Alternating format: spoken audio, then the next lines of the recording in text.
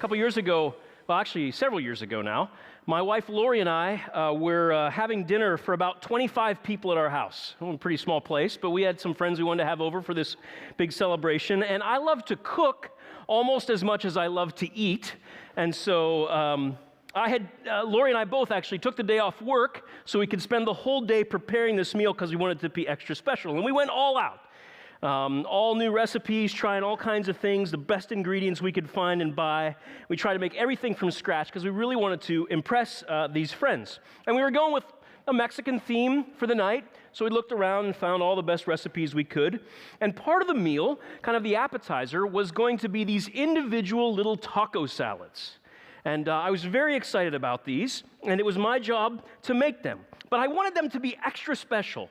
So no ordinary taco salads for my guests.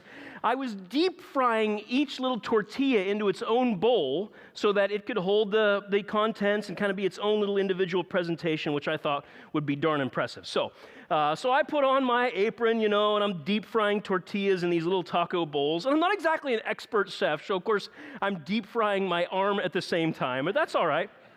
It was worth it for these people.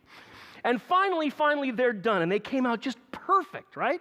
Perfect little taco bowls to hold my salads. And I got the meat, and no, not just ground beef, put some chorizo in and add some flavor and do some different kinds of things and make fresh homemade guacamole and all kinds of salsas. Bottom line, these were the most spectacular taco salads you've ever seen in your life. I'll just tell you that.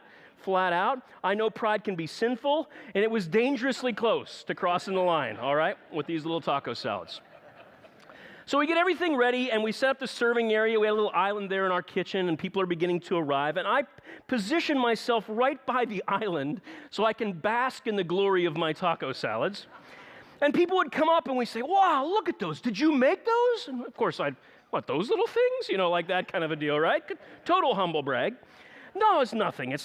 And this went on for a while until this one woman who we invited, she came over. And I don't know how you'll process this, but even as a pastor, there are people with whom you just don't click. You know what I'm talking about? And it's not that there's some malice. You don't wish them ill. You just don't like them, right? And if you never saw them again, you'd be okay with that, right? That kind of a thing. This was one of those people for me. And she kind of felt the same about me, I could tell. So it was a mutual disdain. But anyway, so she comes over to see what's for dinner, and she looks over the Mexican feast and asks, what are we having? Seemed fairly obvious to me, but I walked her through it, each of the ingredients, and meticulous described each course, featuring, of course, my homemade individual taco salads. And as I'm just beaming about these things, I'll never forget this. She raises her eyebrows, kind of shrugs her shoulders, say, oh, good, I'm glad we ate before we came, she says.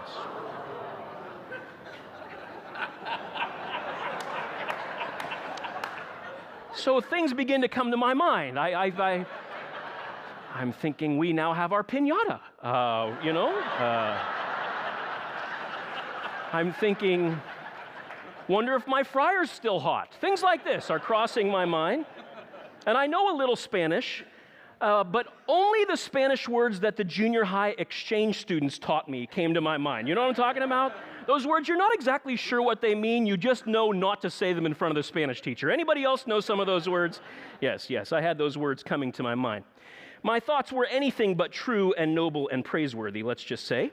And the best I could do was just keep my mouth shut, just sort of smile, yes, well, I'm glad too, that sort of a thing. And I hatched this plan. In that moment, I remember thinking to myself, I know what I'll do. I know how I'll get her. Someday I'll use her as an illustration and a message. That's what I'll do.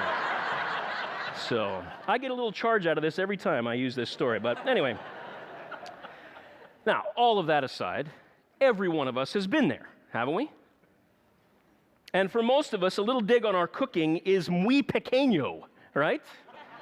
Compared with the sort of wound that maybe you've picked up. Maybe it was a spouse. And when she said she was just working late, you believed her. And she's, working hard. And you would have never guessed that the truth was there was an affair going on. Or maybe it was at the office. I mean, you had worked for weeks.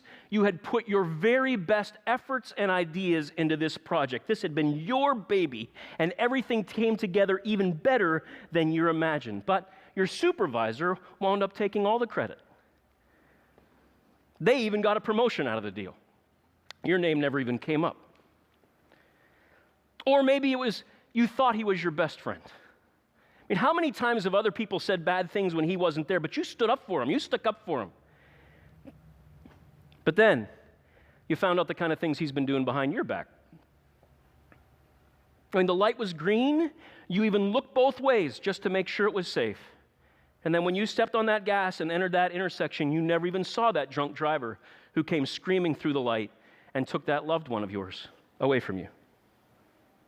And maybe it was a long time ago, but you still, to this day in this room, you find yourself thinking, this better not be a talk about forgiveness. You got to be kidding me. After what they did to me, I mean, Wolfgang, you go ahead and forgive your taco salad thing. Poor guy.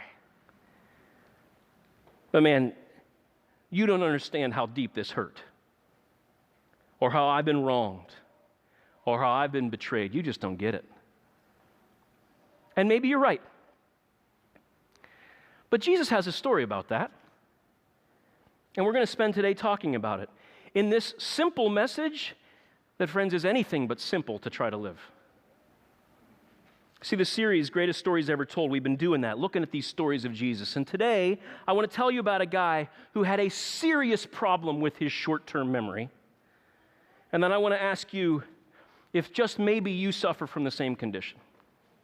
And the story is recorded in Matthew 18, verses 21 to 35. And if you have a Bible, you can turn there. If you don't have a Bible, come see me after. I'd love to give you a Bible. I think I gave away almost a dozen last service alone.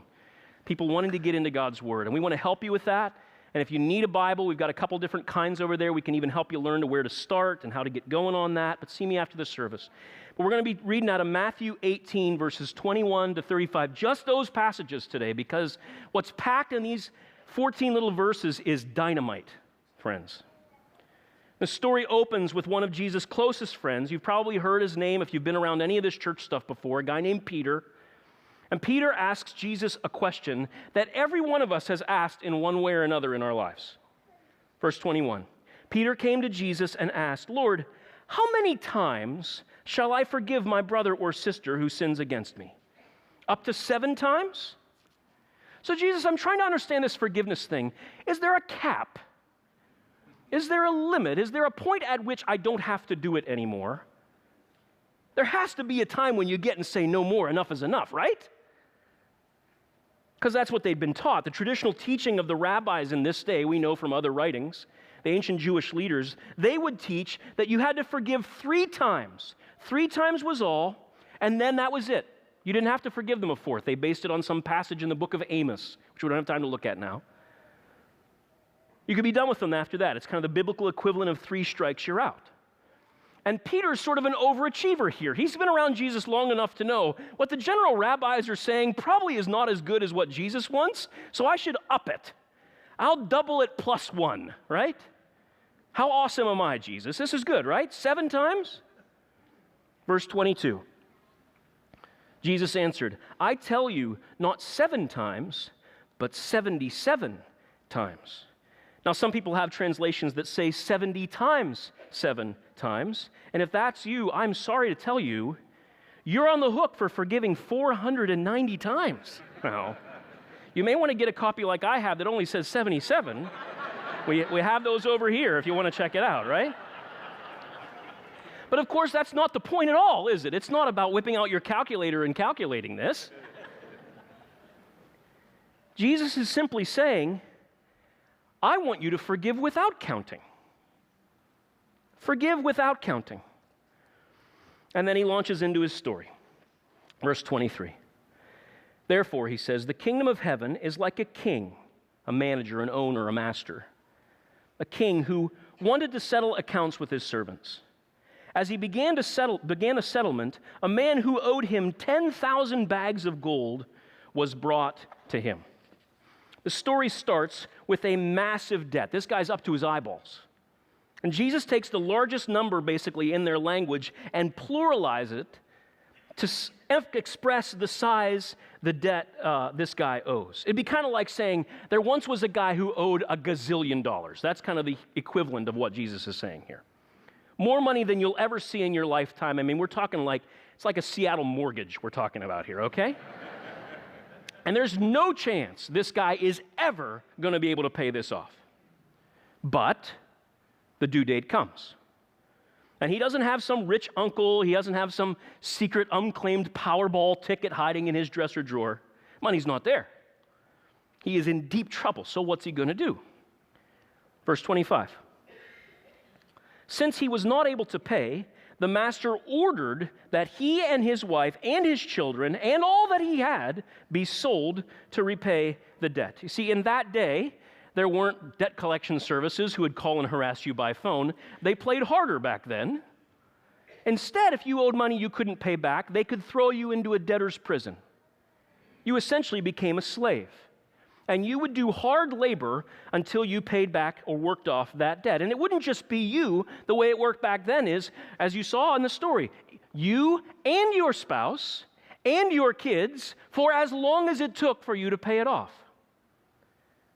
So generation after generation after generation would basically be in slavery over this debt. And that's where this guy's headed. And this reality is staring him straight in the face. And so he has an idea. I don't know what else I'm going to do. What if I fall on my face and humble myself and just beg this guy for mercy? Just beg him. It's a long shot, but what have I got to lose here? What other hope do I have? So verse 26. At this, the servant fell on his knees before him. Be patient with me, he begged, and I will pay back everything. Very dramatic moment. And everyone watching wonders what's going to happen. Because he's getting what he deserves. The debt is real and it is his. And now he's begging for mercy. And quite frankly, even if he got mercy, even if this guy pushes back the due date a little further, he gets extra time, even in 1,000 years, he's never going to pay back this gazillions in debt. It's a ridiculous request. There's no way. But of course, something unexpected happens.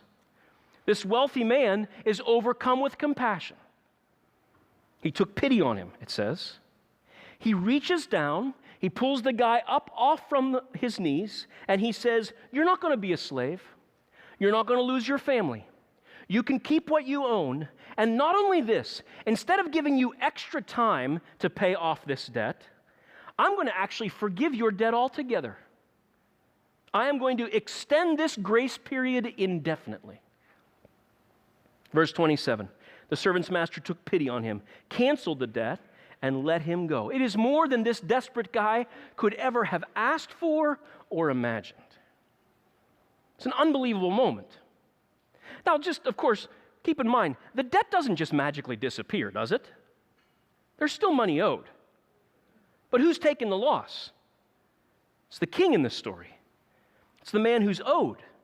We're talking about a massive amount of money here, not a casual thing. And he says, I will take the loss. I will absorb the hit. I'll forgive you the debt, and it will come directly from my pocket. Now, I want to just stop here for a second before we rush into the rest of the story to give a thought to this here. By this point, you're probably beginning to piece together who the characters are. And if you're new to all this stuff, one of the things you learn when you're learning these parables or these stories is you begin to decipher them by figuring out who do these characters represent. Because hiding in there is an incredible message for you. The king, of course, the owner, stands for God. And the guy with the debt, who's that? Anybody want to guess? It's Jonathan Wolfgang. That's who it is. It's me.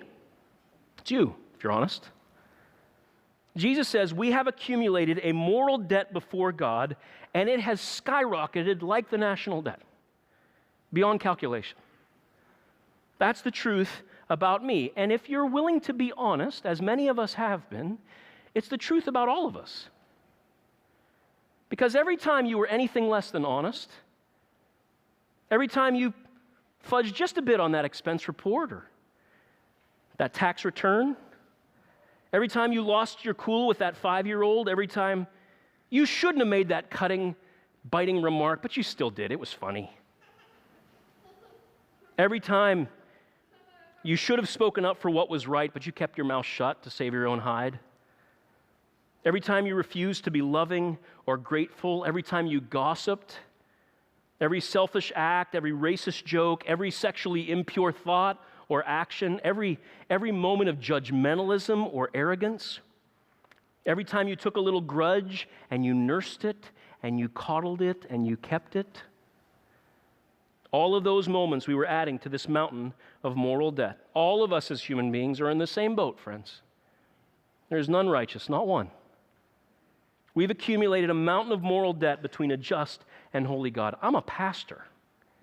I have devoted my life to helping people understand and experience the life God makes possible. And it took me all of about 5 seconds to scribble down that list of offenses. You know why? Because my wife struggles with every one of those things. That's why. No. No, I'm kidding. It's me. And truth is, I stole that joke from another pastor. That's the truth about me, all right? That's how dark I am. That's how dark I am. That's me. I've done it. And some worse. Much worse. And so have many of us, if we're willing to admit it. But if you're new or you've been around a long time, let me just remind us, the core of our faith, even with all of our questions, even with all the things we don't understand, the core of this faith, the core of what we believe is that God, by His grace, knows everything there is to know about us. And instead of simply looking the other way or pretending it doesn't matter, because what kind of just God ignores some of the evil that happens in our world? Instead of just looking the other way, He instead chooses to give a gift of grace through the cross of Jesus. He takes the loss.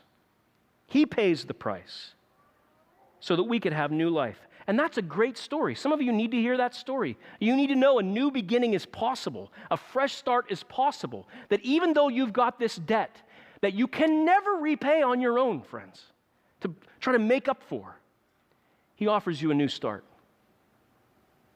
That's a good part of this story.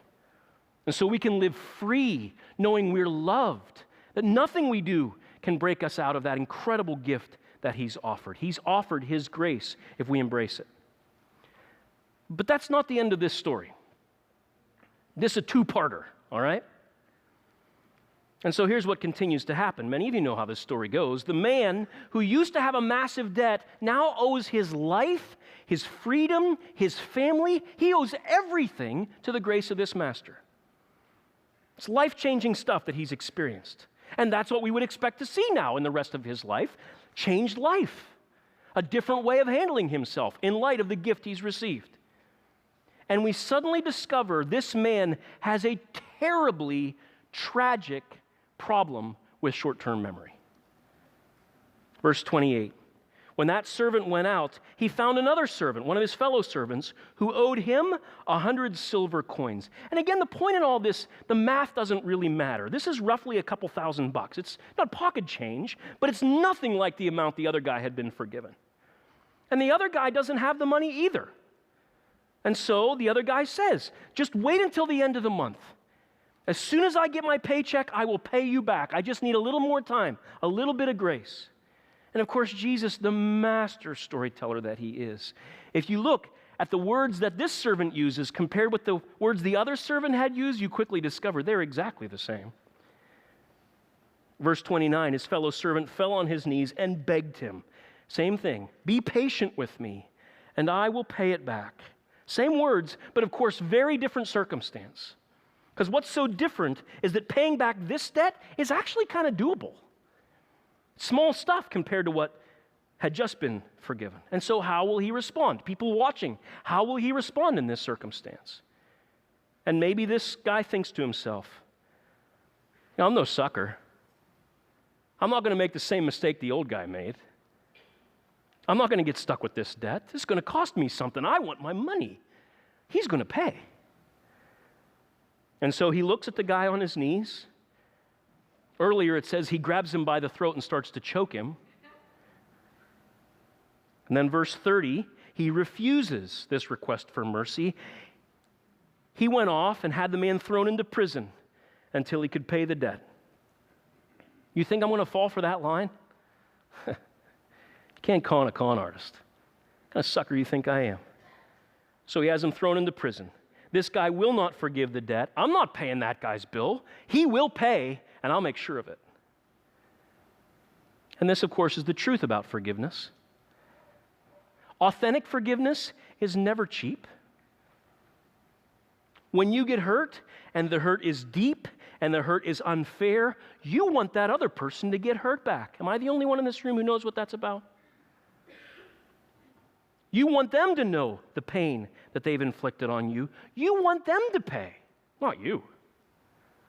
C.S. Lewis said, "Forgiveness is a beautiful word until you have something to forgive." And I know what that feels like. And so do you, probably. Especially those of you who've been hurt in unjust or unfair ways. We just want the other person to pay. It's human nature. This week I found a story of a woman who died after a long illness. And she arrived at the gates of heaven. Don't you love these stories? And the gatekeeper comes by and the woman says to him, "This is such a gorgeous place. Tell me how I get in." He said, "You have to spell a word." "Well, which word?" the woman asks. He says, "You have to spell love." And the woman correctly spelled L-O-V-E. Gatekeeper opens the door. She enters into heaven. 6 months later or so, the gatekeeper needs a break and asks the woman if she'll keep an eye on the gate for just a little while he takes a break. And wouldn't you know that while she's guarding the gates, her husband arrives. "I'm surprised to see you," the woman said. "How have you been?" He says, "Oh, I've been doing actually okay since you died. You remember that beautiful young nurse that was taking care of you while you were ill? Well, we fell in love and married. And then, when you know it, I've played the lottery all these years and finally won. And so I sold that little shack that you and I lived in for so long. I bought this massive mansion. But we actually were rarely there. We were always traveling the world together. In fact, it was on vacation today that I was going out water skiing, just having a good fun. She looks great in a bikini. And I fell, ski hit me in the head, and here I am. So what do I got to do to get in?" he asks. She said, "Well, you have to spell a word." And the man asked, "Well, which word do I have to spell?" She said, "I'd like you to spell Czechoslovakia." So I like that one. I don't care if you did or not, all right? I had fun with that this week. But it's human nature, isn't it? Human nature. We dream about moments like that, to have their fate in our hands. Oh, right? Show them how it feels. See how you like it. See what it feels like to be on the receiving end of injustice. And some of you are here today and you have been horribly used and mistreated. Some of you have been cheated or betrayed or wounded. Some of you have been in financial situations where somebody ripped you off and they did it on purpose and they were mean about it. And you know it. Some of you have been in a situation at work where you were the recipient of grossly unfair treatment. Some of you have been in a relationship where you had your trust that you gave to somebody. You had that trust violated and betrayed. You've been hurt, and the hurt is deep, and it's personal, and it's unfair. Someone has run up a moral debt with you, and you know it down to the penny. And you're saying right now, as you sit here in this room, "Yeah, sure. But if I forgive him, you know what that means? That means I'm going to have to eat this debt. I'll have to pay the cost. And the cost is not making them hurt back, not getting even, letting it go." And you're right. If you forgive someone, you pay a high cost. It is not easy. Simple message, not simple to do. In fact, there's only one thing in this world that I know of that costs more than forgiving someone. You know what it is? It's not forgiving someone. Because non-forgiveness, that starts to cost deeper things, like your heart. And some of you know this. You've got to forgive. It doesn't mean that you condone what someone did that was wrong. Forgiving is not condoning. Forgiving is not always reconciling. Reconciliation is a two-person sport. Forgiveness is a one-man job. Solo. Just you. And forgiving is not forgetting. I hear this from people. Just forgive and forget. Forgive and forget. But some here have been so deeply wounded, so hurt. I'm not asking you to just forget about it. That's ridiculous. What it means to forgive someone is it means to let go of your right to hurt them back. You let go of your desire to see them hurt. You let it go. And this takes time. This is a process, and it is a costly thing. It costs a lot to forgive. But to not forgive costs you your heart. And some of you sitting right here are carrying an invisible burden that is crushing you. You don't have to leave here today with it still on your shoulders. You can put it down. Because if you don't, eventually, my friend, it will crush you. Don't forgive, and you'll become chained to your anger and resentment. Don't forgive, and bit by bit, all the joy of life will be squeezed out of you. Don't forgive, and sooner or later, you'll be unable to trust anybody ever again. Don't forgive, and that little grudge that you nurse will swell bigger and bigger, and one day, it will swallow you. And all that will be left in your heart is bitterness and anger. Do you know anybody like that? Put it down. And friends, the Bible teaches the only power to forgive lies in the experience of being forgiven. It's the only thing that gives fallen, messed up human beings like me the power to do what seems supernaturally impossible. It's to remind ourselves, to extend grace to someone who doesn't deserve it, because we ourselves have been released from a mountain of moral debt in the eyes of a just and holy God. And if you live in that kind of forgiveness, then how can you refuse to extend it to somebody else? The only power to forgive lies in the experience of being forgiven. So I can't give you 3 little clever steps on how to forgive. I can't give you 5 simple steps for dropping your grudge. All I can point you to is the cross of Jesus. Because no clever principles are ever clever enough. No simple steps ever simple enough. It's just the cross. For the cross is the place where we see the ultimate expression of the heart of God. The cross is God's ultimate weapon against the anger and hostility and hurt and hatred and sin that would otherwise consume us as human beings. Just the cross, only the cross. That's all I have for you today. And now there's one more part to this story. And to be real honest with you, I kind of wish there wasn't this part. Because the implications of this are so clear and so challenging, it makes me uneasy. But the problem is, this isn't my story. It's Jesus' story. So I can't leave it out. This man who has forgiven this massive debt, he's done the unthinkable.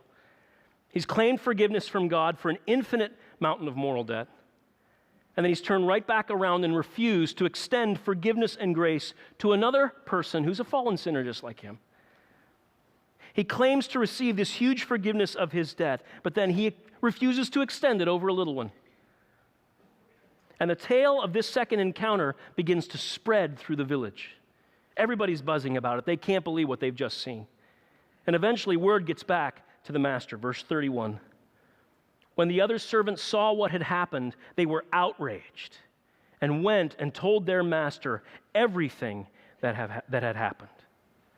And so the man who had been forgiven the massive debt is brought before the master again. But it's a very different circumstance this time. Verse 32. The master called the servant in. "You wicked servant," he said, "I canceled all that debt of yours because you begged me to. Shouldn't you have had mercy on your fellow servant just as I had on you?" And in this exchange, there are no tears, there's no begging, there's no falling on the ground, there's no bargaining this time. This time, the master looks at this man and says, "You don't get it at all, do you? You have gravely misunderstood me. I was willing to take the loss for you, and I would still. But you don't want what I offer. You were shown forgiveness, but you wouldn't give it. You were offered grace, but you wouldn't extend it. You were showered with love, but you refused to live in it and show it to others. You can't receive this for yourself and deny it to others. You have rejected what I have to give. You thought you could receive my gift, but continue to be the same selfish, hurtful, arrogant, unforgiving person you were before. You are badly mistaken. And then the master sends him away, verse 34. In anger, his master handed him over to the jailers to be tortured until he should pay back what he owes. And then just in case we didn't get the point, Jesus drives it home as clearly as he can in verse 35. This is how my heavenly Father will treat each of you unless you forgive your brother or sister from your heart. That one needs no explanation. And you have to choose. Nothing could be more simple, but nothing could be harder. No more explaining, you've got to choose. Vengeance or mercy, prison or freedom, hatred or grace, life or death. It's up to you. And here's what we're going to do. In the spirit of this story, we're going to celebrate communion or the Lord's Supper together. Because Jesus gave this picture as a symbol of the incredible price that he was willing to pay so we could have new life. And so for centuries, followers of his have gathered and they've eaten a little symbolic meal, a little bread, a little juice that represents his body and his blood. And in just a few moments as the bands play, you're going to make your way to one of the stations that are going to be around the room. There'll be some people standing with a little basket of crackers and a little bowl of juice. And what I want you to do is when you're ready to walk up to one of those places, they'll be spread around the room. You can see on the screen behind me where they'll be. And as you walk up to them and pick up that bread and dip it in that juice, and as you eat it there, they'll remind you of this simple lesson. Forgive as Jesus has forgiven you. And friends, this is not something to take lightly. This is not a moment to simply go through the motions because it's just tradition and it's what we do. You may need to spend a few extra moments in that seat before you get up and just say, God, I don't know what I'm going to do. I don't know what this is going to look like, but I'm at least willing to ask for your help. Will you help me forgive? Will you teach me to forgive as you have forgiven? And then you eat this juice, this bread and this juice as a reminder of what he's done. Simple story, but living it is anything but simple. So don't fall victim to a case of tragically terrible short-term memory. Forgetting what God's done, but remembering what someone else did to you. Choose to forgive. Let's pray together about this. Oh God, so easy to say, so hard to do. And it's a process. This isn't a one-time deal. But Lord, the deep wounds that we carry, the things we just feel like we can't let go. Before you today, God, I release them myself. In my heart, I am so overwhelmed by your lavish, illogical grace in my life that I want nothing more than to be an agent of that grace in this world. This world needs those kinds of people. In a world that's so focused on division and anger and hatred, this world needs people of grace so bad. Will you start with us, God? And so as we eat these symbols, remind us. In the name of Jesus, amen.